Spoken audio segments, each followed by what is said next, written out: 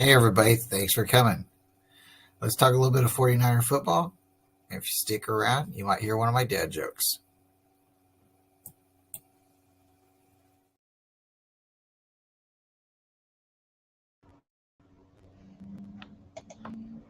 Thanks for coming, everybody. We're going to have a great show. I got my lady right here to my left, my right, depending on the camera view.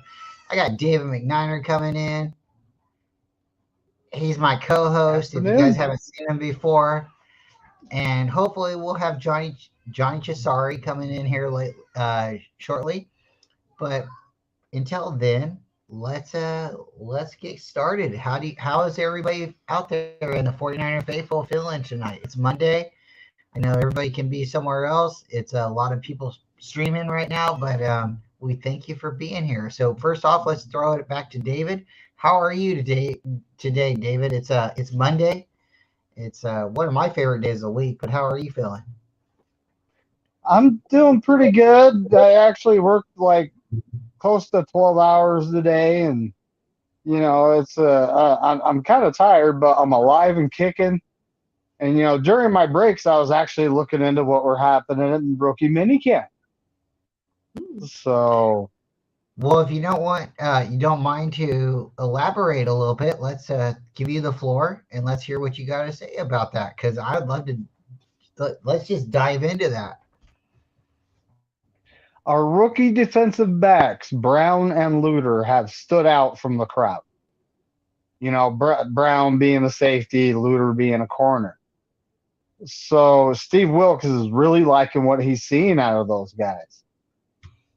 D. Winter showed up a little bit overweight and out of shape, which he's going to have some time to fix that before OTAs and everything else starts happening. He's going to have a little bit of time. And then the biggest news that I was running across is Drake Jackson showed up, bulked up, has his NFL body. So it looks like he's ready to go. And last season, he only played 15% of the snaps, folks. He had 3 sacks, 8 batted balls on 15% of the snaps. He's actually among the league leaders in batted balls. So I'm fully expecting that to go up. I'm hoping to see him out there for at least half the snaps. The Steve Wilkes is also impressed with Javon Kinlaw, which is kind of surprising, but at the same time, could be the level of competition. He's playing against all the rookies and the undrafted free agents and the young guys. Could be that. Or it could Kinlaw finally be healed up and highly motivated because we didn't, exercise his faith here. Mm-hmm. That could be the case. Contract extension. Yep. So what Ronnie Bell was showing off his fantastic hands, caught 2 deep balls from one of the quarterbacks we signed. I'm not sure which quarterback exactly. It was from I think he played in the USFL and actually had the same injury that Brock Purdy had and had the same surgery done. And he was throwing deep balls. So that's promising right there. But that was like, the injury was over a year ago. Mm-hmm. So I still got my fingers crossed that, Brock be back for the season at some point. Absolutely. That's awesome. I love that. I want to ask you, what would your thoughts be on Javon Kinlaw? Because I understand that he's primarily an inside guy. So do you think if we popped him to the outside, he would play better? Or do you think we just need to leave well enough alone and just see how he does? I wouldn't mind seeing him rotated into defensive end. I mean, when it comes to playing the run, he's definitely going to be able to set the edge. That's for sure. And Armstead, when it comes to pass rushing, Armstead's better inside. We're going to have Armstead and Hargrave. Mm-hmm. So Kinlaw's best bet is probably to switch to defensive end. But we're going to have to see what happens here because we have some. When it comes to our interior linemen, We have Hargrave, Armstead. We have T.Y. McGill, who actually played some really good football for us last year. Kevin Givens. We have Kalia Davis, who, got redshirted because of injury, but they did bring him back off the PUP list to test the knee and make sure that the surgery went well. And it must have, because we've never heard anything about it. And then we got Davidson also on the inside. So right now we got 6 guys battling for 4, maybe 5 spots, right? I'm honestly thinking they might keep 5 players out of that group because of how Armstead or maybe Kinlaw can switch to the edge and play the edge while it's a running down, That'd be actually and that would keep Bosa Jackson. And then we signed those 2 guys, Bryant and was it Farrell? We signed them, and we drafted Beal. So we're going to have quite the competition going on the D line. I agree. I think we're going to have a really strong competition on the D line. I think whoever can dominate on the edge will primarily make the team if they can be edge and defensive tackle. And I don't know if that's so much, going to be somebody like looking at Armstead. We don't really, he's already made his statement. We're already paying him his contract. But somebody like Armstead, I would be interested to see what he does on the outside as well. I know he has a lot of people say he's great at run blocking and this or that. I have a problem with his plantar fasciitis going from the left foot to the right foot. I know he's a big, San Francisco guy. He's a big Sacramento contributor. He helps out a whole lot with the community. But when you say your left foot's hurting and then you say your right foot's hurting, I don't see that. I don't see that, like, so whatever. But I just want to see the best players out there, and I think Armstead definitely is there. But I would be interested to also see what he does on the outside if we got some dogs on the inside. If somebody like Kinlaw can actually produce on the inside, they don't have to get the sacks, but they have to take on double teams. We have to have those guys taking pressure, and getting maybe more attention. That's what's going to loosen up Bosa, on this side. That's what's going to loosen up either Armstead on the inside or on the outside. And Drake Jackson, when you say, and not you necessarily, David, but when he comes out and the reports are he's not NFL workout material or he's gotten NFL fatigue, well, I mean, I don't accept that as an answer, because you're coming in, you're getting drafted, you're going to get paid millions of dollars or multi-millions of thousands of dollars, more than a police officer or a firefighter, and you're coming in fatigued.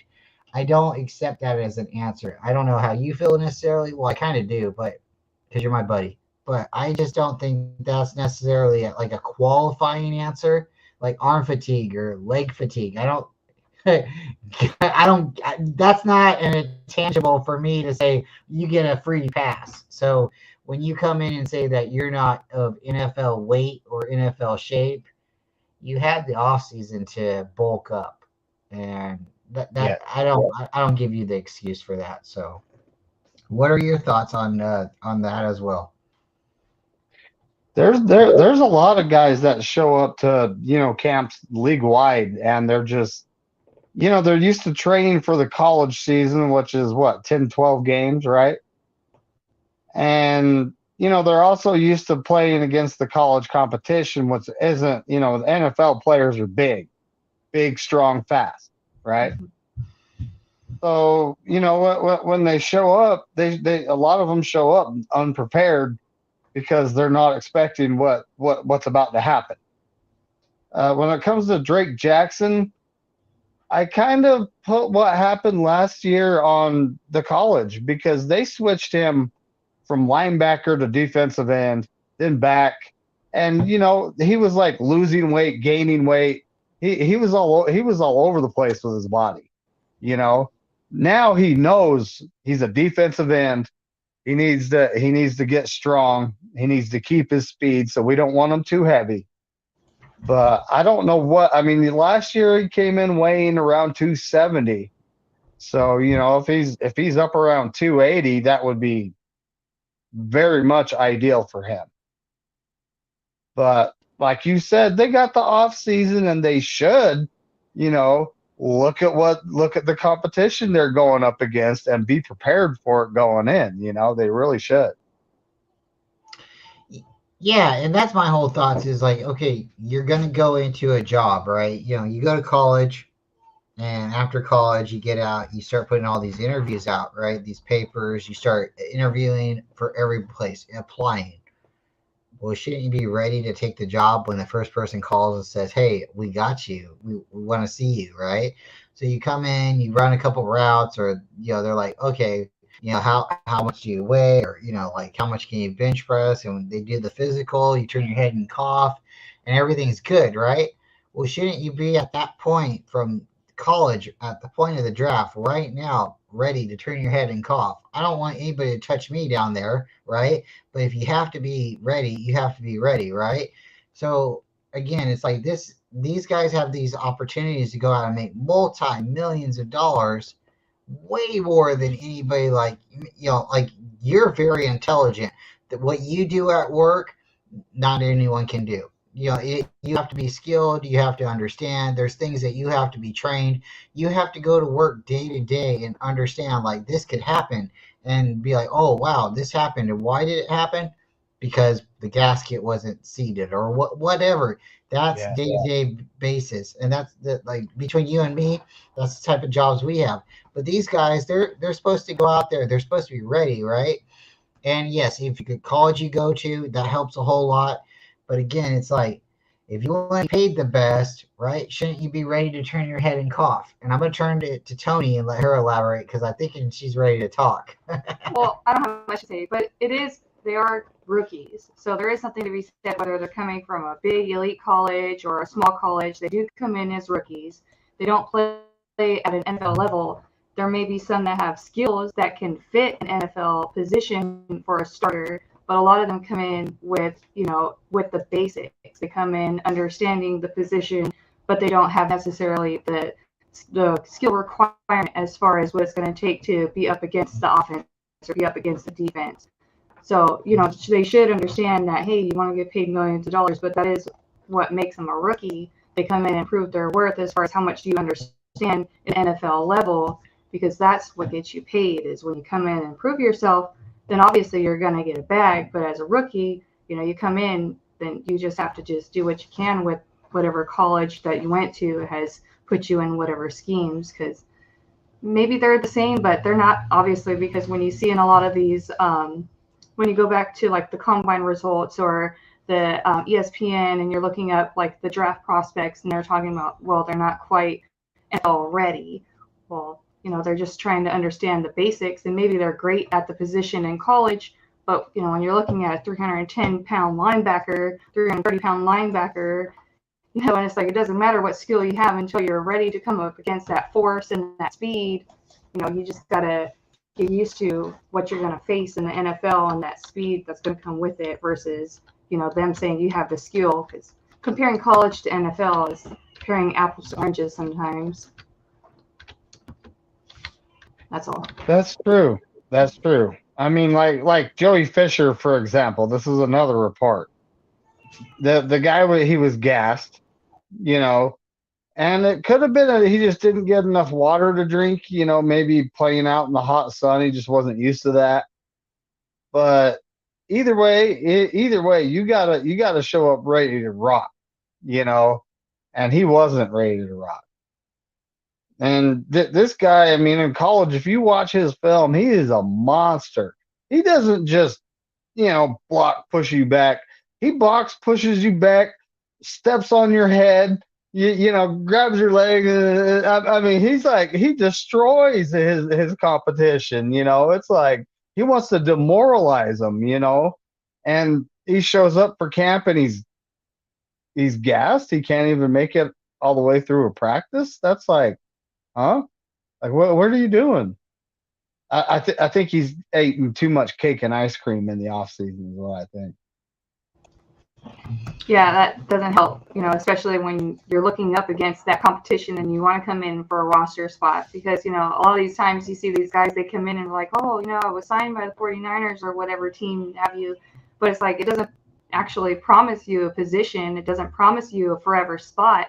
Even the guys that have been with us don't promise them a forever spot. You still every year have to prove your worth and have to prove that the position you're feeling you're going to be worth, keeping for 12 games to 14 games in college or 17, 18, 19, 20 games in the NFL.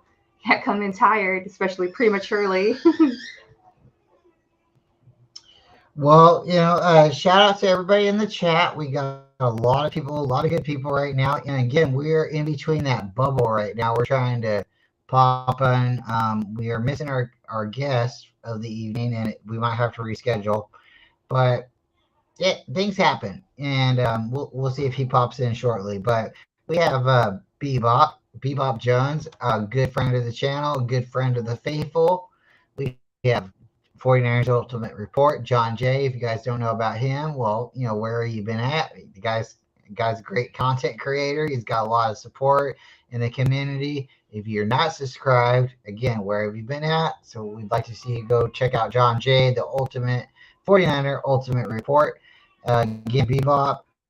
We also have Randy Daytona. We have Platform 246. Platform 246 is a great content creator. He streams a lot of different things. He does 49ers, Lakers. He does a little bit of wrestling. He does a little bit of everything. And what's great is he brings his boys on. He does a lot of great stuff. It's one of those things. It's like we're all here. We're all having fun. And if you can do something and you can do something where you're involving maybe your family member or something like that, and you're having fun, then that's what it's all about. But the boys are very knowledgeable about the sports, and it'd be great to see you go try to follow him as well. And again, the chat is popping. So David, if you don't mind, I think we're still waiting for Johnny. We might cut it a little short tonight, but if you don't mind, since I just have Toni here and you. I do have one thing to say.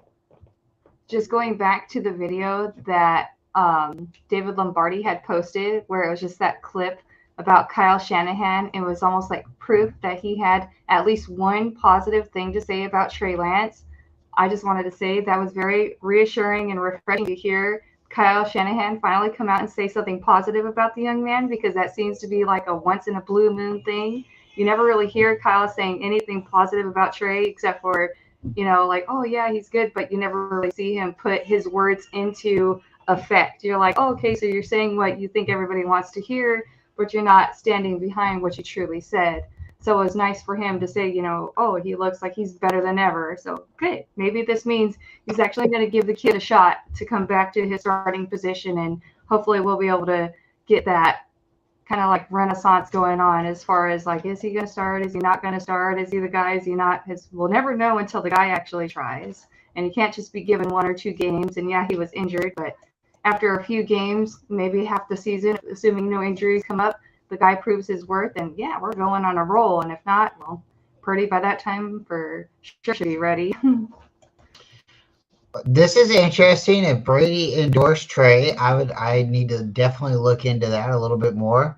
I definitely think Trey has the intangibles. He's going to be on fire. He just, again, like what Toni was kind of saying, he needs to be healthy. Kyle, he eluded, he kind of went into that a little bit. The guy had a broken finger for most of the games he first had as a rookie. Finally healed from that. We were asking him to throw with a bent finger, middle finger, but middle? I thought it was pinky. But regardless, I mean, it's kind of hard to throw with a cracked finger.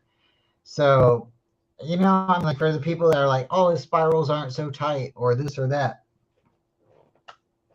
let's pump the brakes a little bit. The guy was injured, and this year should be that moment where he can come through. He's got the playbook in his head, and I'm just ready to go.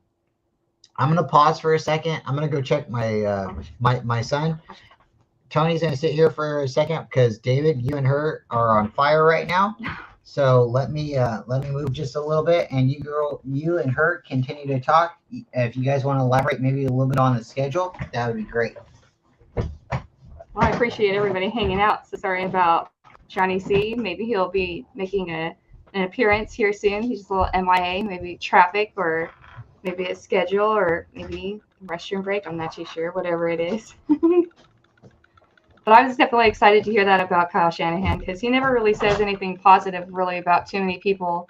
He's very, I don't know, very reserved as far as when it comes to passing out compliments to anybody. And you never really see him taking accountability for some of the things that go down as far as maybe not the best games. And it's kind of upsetting to see because when you're watching it and you're like, that's not entirely the player's fault, not entirely the coach's fault. But it would be nice to be able to hear the coach come out and be like, that was my fault. I called the wrong play. It shouldn't have went down like that. But you never really hear him say anything like that. It's more of, the team could have done better. But, where are you at, coach? Why don't you put your name out there and say, I could have done better as well. But, I mean, the guys take it. It doesn't seem like this is the first time or the last time that a coach will ever put the blame on the players. So they just power through it and just prove otherwise the next week's game or the next season. But this season is definitely going to be interesting considering not only the schedule, but the draft capital that we've been able to collect on and the different movements they've been able to make on the offensive line and the different quarterback situations where we have definitely some skilled quarterbacks versus the not so skilled we're stuck with. And, we're not settling on anybody. We actually have a great choice of, one or two. And sure, number 3 and 4 aren't really the best, but hopefully we don't have to utilize them at all this season. Oh my goodness. We went through 4 quarterbacks last year.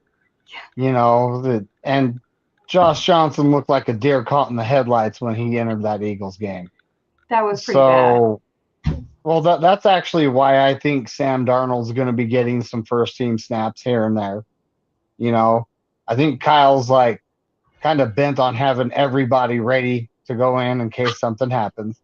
Mm-hmm. But at this point, I mean, watching Trey Lance throw that tight spiral, and it wasn't even a long pass. It was a mid pass. The mid to short range is where he has his problem. Well, it looks to me like he's working on that, folks. Absolutely. And he's got enough weapons. The best thing about him is he didn't have CMC. And, he was able to play with Ayuk and Samuel, but, they both have only gotten better within their positions. So when Trey comes out, they're going to be, I just see this team's going to be on fire offensively, regardless of, sure, McGlinchey's gone, but there's a lot of things that have been moved around on that line. I'm actually quite interested to see because quarterback should not be going without any weapons. We have definitely plenty of weapons, and heck, CMC can be used as quarterback too, and I wish I would have seen him actually used as a quarterback last year during that Eagles game because he threw that one pass and it actually was a touchdown pass. So I was like, come on, man. I was thinking he was going to go in and play QB when Josh Johnson went down. Yeah. But they put our torn UCL quarterback back in there that couldn't throw the ball, and it was like, why? It's like at this point, Juice is the emergency quarterback. I mean, don't you just put him in, and he might actually be able to take the hits too, though, him being a fullback, Absolutely. And with let's talk about Debo for a second. Like Debo during that game, it didn't seem like he had played to a Debo standpoint as far as like the usual Debo we're used to. It almost looked like he regressed in the position that he usually plays. Can we expect to see Debo kind of ball out a little bit better this year than we did at the very end of last season? I hope so, because I'm still kind of convinced that we can't keep him and Ayuk on the same team and pay them both.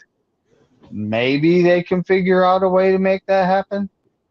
Mm-hmm. But you never know. With Trey Lance coming in the game, that adds a whole new dynamic too, though, because he's got a strong arm.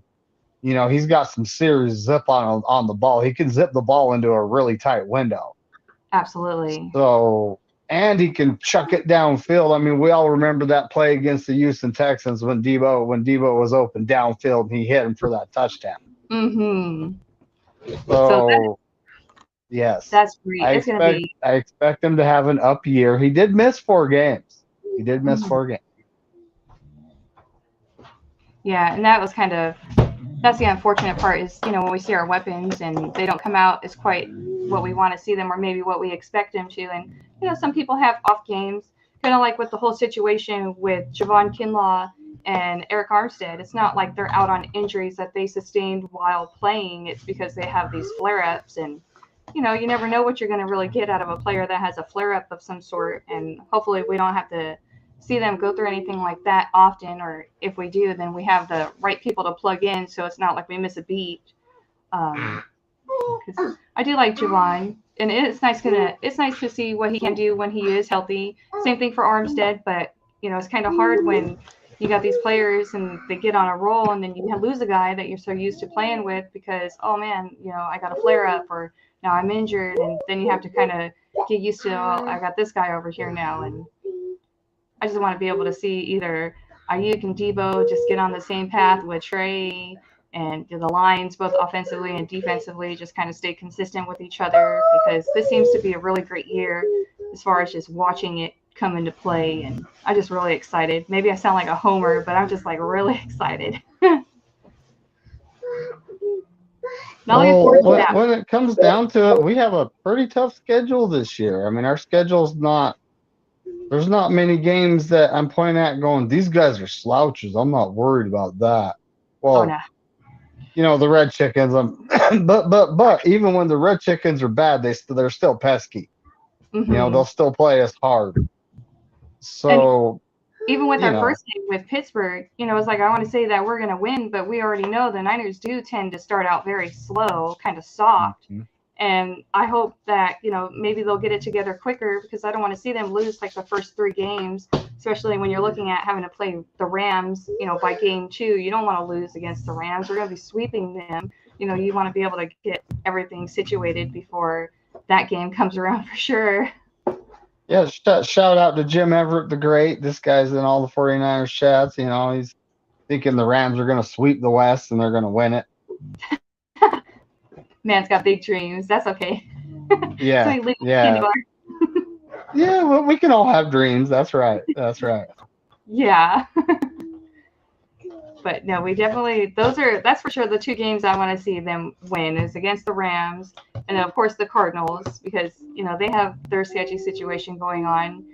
I'm a little concerned with the Seahawks. I am looking forward to the Thanksgiving the game, but I don't know. You start thinking about it, and it kind of just makes you shiver a little bit, because it's like, man, these guys have our numbers, and then some days we have their numbers, and it's like I think we have to win like 10 or 11 games in a row to finally have like their card, because I think they have the record 10 games won over us more than we have.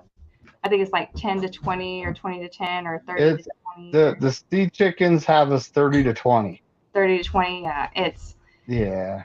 Definitely want 10 games. That's just a few years of beating them, sweeping them, and we'll be all right. We did win 3 games against them last year, though. Oh yeah, that was great. That was reason worth to celebrate. Yeah, the Seahawks have been that team since we've inquired them since 2003. They have been that team that's kind of had our number, and I'm not saying necessarily they're a better team, but they've definitely drafted to play who? Us. They didn't draft to play the Cardinals. They didn't draft to play the Rams. We drafted to play the Rams. We had the Kurt Warner incident, in the 2000s and stuff, and we were still worried about them. And Mike Holmgren and Matt Hasselbeck and Sean Alexander came up, and then they just started putting up wins against us. And us trading out coordinators for like 7 years didn't help anything. Alex Smith. Shout out to Alex Smith. If anybody else had him, he might not have lasted. But the Niners, they held on to him and they believed in him. And, we got him to a certain point where he went to a different team and he was able to succeed. And then he moved on again and he was able to succeed. If anybody knows about Alex Smith's injuries, what was it, Joe Theismann? He had the same injury as Joe Theismann did on the same day. I mean, how freaky is that, right, David? So it was, and a former 49er, Julian Peterson, was the one who tackled him. Oh my gosh, and Julian Peterson was the one we drafted to play against the Rams. So isn't it a small Mm-hmm. world? We actually drafted him to play against not Sean Alexander. It was Jackson from the Rams. I can't think of his first name, but he was a big boy, 39. I think that was his number. But oh my gosh, good times. So it seems like we might not be catching Johnny tonight, so we might wrap things up a little earlier. So thank you all for everybody showing up. We have like 9 in the chat. There's a lot of great content creators out there. We appreciate you jumping on with me and David and Tony. Tony's my co-host. David's my co-host. When I need something spectacular, I pull in the big guns. I always call out for David. David. If you don't know, I mean, David's got his arm sleeves cut off for a reason. He's definitely the big gun. So again, appreciate everyone coming in. It's been a half an hour show, but I don't think we're going to get Johnny, so we'll have to reach out to Johnny again. So let's go ahead and end it. David, thank you very much for coming on. Again, you're very gracious as a co-host. We're going to try to do this again soon. We're going to be reaching out to everybody again. I think we have Corey Davis, lockdown Corey Davis coming on here very soon. Thursday, we're going to do the trivia. If no sports isn't doing anything, then you guys just keep your notifications out, your ears open. Me and David will be jumping on. Again, David, if there's something that happens earlier, and anti-slaying, we'll joke, but if there's something that happens earlier, I'll bring Toni on. We'll keep the show going for a little while. We might not do a 5-hour stream, but we definitely can keep it going and entertaining. I think we should, and with David and Ryan, I've always thrown it out there kind of as maybe an evolving show where we do the 49er call-in show or the 49er talk show where it becomes more maybe like Saturday Night Live a little bit. Friday Night Live. I like that. I liked those skits last time. That was great. And again, like we were trying to have fun with the Renard and the Jake Moody juice and stuff like that. So we're just trying to have fun. So if you guys all appreciate that and enjoy it, come back for more. Please like and subscribe to Toni Culp, Bryant Culp, and David McNiner. We all have a YouTube channel. We're growing it. And when David's on the ground, up and going, me and Toni will be on his channel as well. But we have I can't go anywhere just yet. I'm so sorry, David. But we got to we have a wolf sighting. Woo! I might not have done him justice, but I'm trying to at least. Wolf is one of those guys. If you guys don't know about Niner Gang, Wolfcast, please go like and subscribe. The guy's taking just a little bit of a hiatus, but he is a good buddy of mine. David right here, and Wolfcast is one of the two that's pushing me to start streaming. I was looking at the name thinking, is that him? But yeah, that's him. Oh, yeah. Yeah, that's Wolfcast. This is his other channel. This is maybe more of his social channel, his family channel. But yeah, we're gonna get Wolf on. Maybe I'm gonna reach out to him probably tonight and see if we can get him to come on a Sunday channel and talk with me and you, David. But again, thank you guys all for coming. And just as soon as we're trying to end, we got everybody. I gotta give everybody the love. We have Annie. Annie's a good family friend. She's a good family friend. She is family. I tell you what, she's great. She's so great. She is Tony's cousin, fiance. She's gonna be here soon joining the family. And again, you can't say join the family. She's already the family. We got Jess and we have Bebop, of course, and check out the response already right there. So we got confirmation coming in. Bebop, Niner Jess, she knows the panel already. And we got platform coming in. So maybe we can try to do something with platform as well, but we'll figure it out. But guys, again, please, thank you for coming. It's only been a couple of minutes. I know there's a lot of good channels out there. David, I'm sorry to cut it super short, but it's all good. I feel like it's the best way to give everybody their kudos. And again, I'm sorry Johnny couldn't make it tonight. We'll have to reschedule with him. But we got Jay in the Bay next Monday. So if you guys are interested, keep your notifications out. Jay in the Bay should be, I think, 7:30. And if you guys don't know, what's good? Yeah, I'm not even. I can't even do it close to what he does. So I'm not even gonna try. But with that, thank you so much, David. I mean, hey, if you want to just kick it for a couple more minutes, we can. But I think it's 10 minutes till 7. I know there's some channels jumping on, so Yep. you know, I can talk to you all day, but I think it's a good way to end it. And I'm just gonna say, go Niners, and I appreciate you as always, man. Yep. Go Niners and F the Lambs. Yep. Yep. With that, guys, we're gonna jump out. And please check us out next Monday. Check us out next Saturday and Sunday. David's usually on for all the channel events. And, just keep your notifications out. We have a dead period coming, but we're not going to be dead here. I tell you what. So thank you again. You guys have a great night.